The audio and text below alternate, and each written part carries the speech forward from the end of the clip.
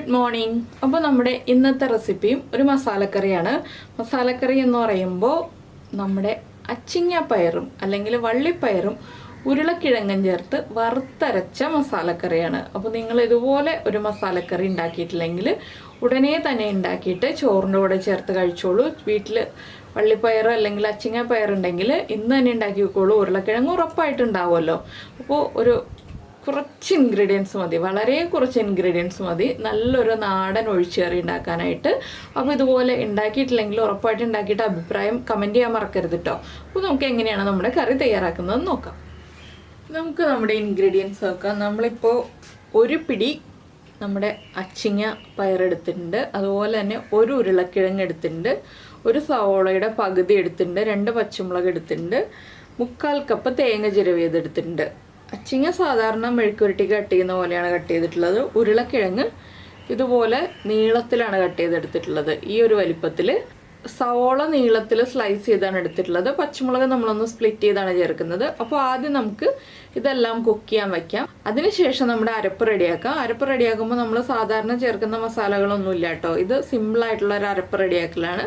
അപ്പോൾ നമുക്ക് ആദ്യം വേവിക്കാനുള്ള കാര്യങ്ങൾ നോക്കാം.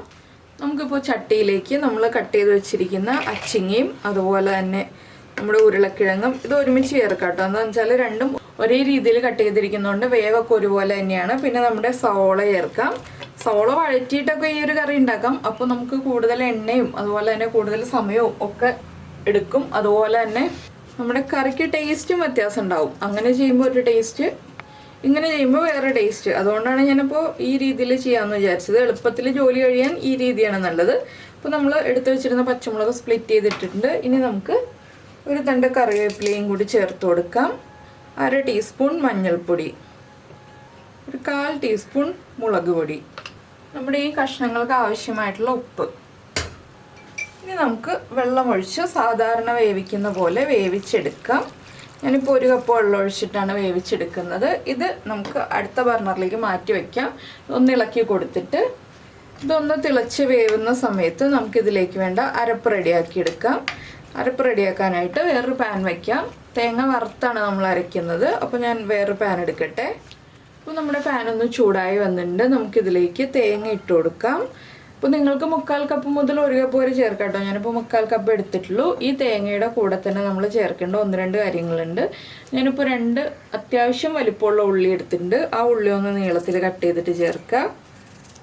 സാധാരണ നമ്മൾ മസാലക്കറിയിൽ ഉള്ളി അങ്ങനെ ചേർക്കാറില്ല, പക്ഷേ ഇതിൽ ഉള്ളി ചേർത്താലാണ് ടേസ്റ്റ് ഉണ്ടാവുക. അതുപോലെ തന്നെ ഒരു തണ്ട് കറിവേപ്പില, ഒരു 4-5 ഇതിൽ കറിവേപ്പില, പിന്നെ നമ്മുടെ പെരിഞ്ജീരകം അവസാനമാണ് പൊതുവേ ചേർക്കാറുള്ളത്. ഈ ഒരു കറിയിൽ 1/2 ടീസ്പൂൺ പെരിഞ്ജീരകം ഇപ്പോഴേ ചേർത്ത് കൊടുക്കുക. ഇത്രയും കാര്യങ്ങൾ ചേർത്തിട്ടാണ് നമ്മൾ തേങ്ങ വറുത്തെടുക്കുന്നത്. ഇനിയിപ്പോൾ തേങ്ങയുടെ കളർ മാറി വരുന്നത് വരെ നമുക്കൊന്ന് ഇളക്കി വറുത്തെടുക്കാം. തേങ്ങ ഒന്ന് കളറൊക്കെ നന്നായിട്ട് മാറി വരട്ടെ, അതുവരെ ഇളക്കി കൊടുക്കുക. അപ്പോൾ തേങ്ങ വറുത്ത് വരുമ്പോൾ നമ്മുടെ കഷ്ണങ്ങളും കുക്കായി വരും. അപ്പോൾ നമ്മുടെ തേങ്ങയുടെ കളറൊക്കെ ഒന്ന് മാറി വന്നിട്ടുണ്ട്. തേങ്ങയുടെ കളർ മാറി തുടങ്ങിയപ്പോൾ ഞാൻ കുറച്ച് വെളിച്ചെണ്ണ ചേർത്ത് കൊടുത്തായിരുന്നു കേട്ടോ. ഇനി നമുക്കിതിലേക്ക് പൊടികൾ ചേർത്ത് കൊടുക്കാം. ഫ്ലെയിം കുറയ്ക്കാം. ആദ്യം നമ്മൾ ചേർക്കുന്നത് മഞ്ഞൾപ്പൊടിയാണ്, ഒരു 1/4 ടീസ്പൂൺ മഞ്ഞൾപ്പൊടി. അതുപോലെ തന്നെ അടുത്തതായിട്ട് മല്ലിപ്പൊടിയാണ്, 2 ടേബിൾ സ്പൂൺ മല്ലിപ്പൊടി വരെ ചേർക്കാം. ഞാനിപ്പോൾ 1.5 ടേബിൾ സ്പൂണേ ചേർത്തിട്ടുള്ളൂ. പിന്നെ നമ്മുടെ മുളക് പൊടി ഒരു 1.5 ടീസ്പൂൺ ചേർത്തിട്ടുണ്ട്. ഇനി നമ്മൾ ചേർക്കുന്നത്, നമ്മൾ വേറെ മസാലകളൊന്നും ചേർത്തില്ലല്ലോ, അതുകൊണ്ട് ഒരു 1/4 ടീസ്പൂൺ ഗരം മസാലപ്പൊടി ചേർത്തിട്ടുണ്ട്. ഈ പൊടികളുടെ റോ സ്മെല്ല് മാറി വരുന്നത് വരെ 1 മിനിറ്റ് ഒന്ന് ലോ ഫ്ലെയിമിൽ വെച്ചിട്ട് ഇളക്കി കൊടുക്കുക. ലോ ഫ്ലെയിമിൽ തന്നെ ആയിരിക്കണം, ഹൈ ഫ്ലെയിമിലായിരിക്കരുത്. ഇനി ഒന്ന് നന്നായിട്ട് ഇളക്കി ഈ പൊടികളുടെ റോ സ്മെല്ല് മാറി വരുന്നത് വരെ ഇളക്കി കഴിഞ്ഞിട്ടുണ്ടെങ്കിൽ നമുക്ക് ഫ്ലെയിം ഓഫ് ചെയ്ത് വയ്ക്കാം. ചൂട് കംപ്ലീറ്റ് മാറി കഴിഞ്ഞിട്ട് നമുക്ക് മിക്സിയുടെ ജാറിൽ അരച്ചെടുക്കാം. ഇല്ലെങ്കിൽ അമ്മിക്കല്ലുണ്ടെങ്കിൽ അമ്മിക്കല്ലിൽ അരച്ചെടുക്കാം. അത് പ്രാക്ടിക്കലായിട്ടുള്ള കാര്യമല്ലാന്ന് അറിയാം, അതുകൊണ്ട് മിക്സിയുടെ ജാറിൽ തന്നെ നമ്മൾ സാധാരണ അരയ്ക്കുന്ന പോലെ അരച്ചെടുക്കാം. അപ്പോഴത്തേക്കും നമ്മുടെ കഷ്ണങ്ങളൊക്കെ കുക്കായി വരും. അപ്പോൾ ഞാൻ എന്താ ഫ്ലെയിം ഓഫ് ചെയ്തു. ഇനിയിപ്പോൾ ചൂട് മാറി വരട്ടെ. അതിന് ശേഷം ഞാൻ അരച്ചെടുത്ത് കഴിഞ്ഞിട്ട് നമുക്ക് ബാക്കിയുള്ള കാര്യങ്ങളൊക്കെ ചെയ്യാം. അപ്പോൾ നമ്മുടെ ഉരുളക്കിഴങ്ങും അതുപോലെ പയറും ഒക്കെ നന്നായിട്ട് കുക്കായി വന്നിട്ടുണ്ട്. നമ്മുടെ അരപ്പും റെഡി ആയിട്ടുണ്ട്. നമുക്കിനി അരപ്പ് ഈ കഷ്ണങ്ങളിലേക്ക് ഒഴിച്ചു കൊടുക്കാം. കുറച്ചുകൂടി വെള്ളവും ചേർത്ത് കൊടുക്കാം. നമുക്ക് എത്രത്തോളം ഗ്രേവി വേണം എന്നുള്ളതനുസരിച്ച് മിക്സിയുടെ ജാറിലേക്ക് വെള്ളം ചേർത്തിട്ട് ഒഴിച്ചു കൊടുക്കുക. ഇനി നന്നായിട്ടൊന്ന് ഇളക്കി മിക്സ് ചെയ്ത് കൊടുക്കുക. തിളച്ച് വരുമ്പോൾ അരപ്പൊന്ന് കുറുകി വരും, അതിനനുസരിച്ച് നമ്മൾ വെള്ളം ചേർത്ത് കൊടുക്കണം. അപ്പോൾ നന്നായിട്ടൊന്ന് തിളച്ച് വരണം. ഇനി ഈ അരപ്പ് ചേർത്തിട്ട് ഞാൻ കുറച്ചുകൂടി വെള്ളം ചേർക്കുന്നുണ്ട്. ഇനി നന്നായിട്ടൊന്ന് തിളച്ച് ഒന്ന് റെഡിയായി വരട്ടെ. അതിനുശേഷം നമുക്ക് വറവിടാനുള്ള കാര്യങ്ങളൊക്കെ നോക്കാം. അപ്പോൾ കറിയുടെ ഉപ്പൊക്കെ ചെക്ക് ചെയ്യുക. ഉപ്പ് കുറവാണെങ്കിൽ ഉപ്പ് ചേർത്ത് കൊടുക്കുക. അതുപോലെ തന്നെ എരിവ് കുറവാണെങ്കിൽ 1-2 പച്ചമുളക് സ്പ്ലിറ്റ് ചെയ്ത് ചേർത്ത് കൊടുക്കുക.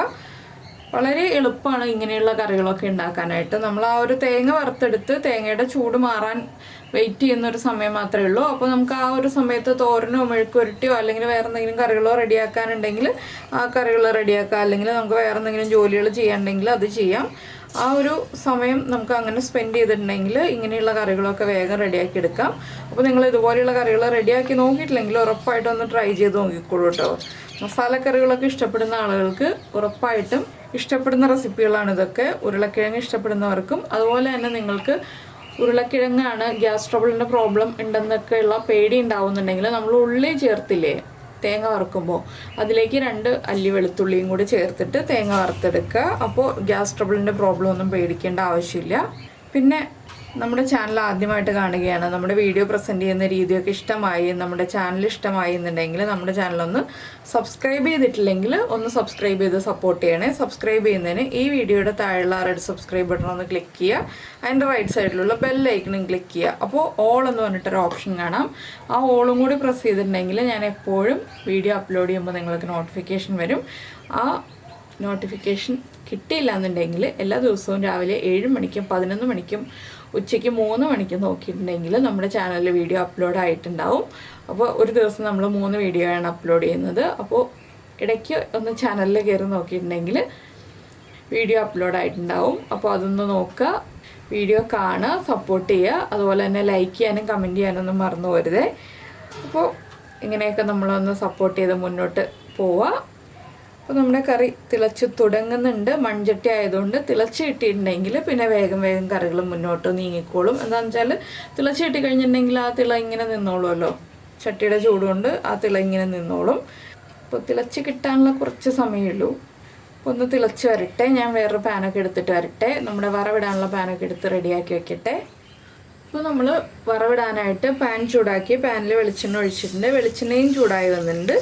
നമ്മുടെ കടുകിട്ട് കൊടുക്കാം. കടുക് പൊട്ടി കഴിയാറാവുമ്പോൾ ഒരു 2 വറ്റൽമുളക്, അതുപോലെ തന്നെ കുറച്ച് കറിവേപ്പില. ഇനി നമുക്കിത് നമ്മുടെ കറിയിലേക്ക് ചേർത്ത് കൊടുക്കാം. ഞാൻ എന്താ വറവ് കറിയിലേക്ക് ചേർത്താണ്. ഇനി നമുക്ക് അടച്ച് വയ്ക്കുക. ചെറിയൊരു ഗ്യാപ്പ് ഇട്ടിട്ട് അടച്ചു വയ്ക്കുക. എന്താണെന്ന് വെച്ചിട്ടുണ്ടെങ്കിൽ കംപ്ലീറ്റ് അടച്ചു വെച്ചിട്ടുണ്ടെങ്കിൽ ആ ആവി വന്നിട്ട് ആവി വെള്ളവും കൂടി നമ്മുടെ കറിയിലേക്ക് വീഴും. അപ്പോൾ ചെറിയൊരു ഗ്യാപ്പ് ഇട്ട് അടച്ചു വെച്ചിട്ട് ചൂടൊക്കെ കംപ്ലീറ്റ് മാറിക്കഴിയുമ്പോൾ ചോറിൻ്റെ കൂടെ ചേർത്ത് കഴിക്കുക. നല്ല അടിപൊളിയാണ് ചോറിൻ്റെ കൂടെ. അപ്പോൾ നിങ്ങൾ ഇതുപോലെ കറി ഉണ്ടാക്കി നോക്കിയിട്ടില്ലെങ്കിൽ ഉറപ്പായിട്ടും ഒന്ന് ട്രൈ ചെയ്ത് നോക്കിക്കോളൂ.